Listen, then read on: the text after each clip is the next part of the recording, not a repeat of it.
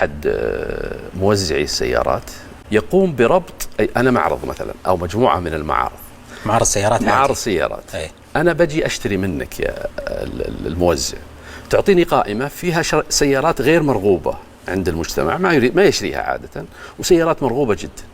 أربط بينها السيارة هذه والسيارة هذه. إذا بتاخذ السيارات المرغوبة لازم تاخذ نفس العدد من السيارات غير المرغوبة. فيلزم راعي المعرض أن ياخذ سيارات ما يبيها. فيلزم صاحب المعرض بأنه يشتري هذه السيارات. وش اللي يحصل هنا؟ صاحب المعرض لن يستفيد من السيارات غير المطلوبة، عادة يبيعها بخسارة. وفعلا عندما حققنا مع المعارض وجدنا أنه يبيعون بخسارة تصل إلى أكثر من 10%. لأجل تعويض هذه الخسارة وش يسوي؟ يرفع بالسرعة المطلوبة، يرفع بأسعار السيارات اللي هي يعني مرغوبة عند الناس، ويرفعها بنفس المستويات أو ربما أعلى من الخسارة، لأنه لابد يحقق يعني فوارق بين هذه الحالتين.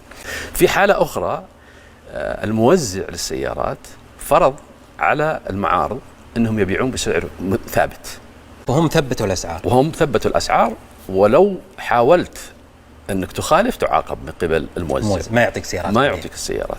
فهذا أدى إلى أنه يمنع المنافسة بين المعارض، والمنافسة إذا كانت حية بين المعارض تفاوتت أسعار السيارات داخل هذه المعارض، وبالتالي ربما يستطيع العميل أنه يحصل على أسعار تفضيلية بدل من أن تكون الأسعار مثبتة.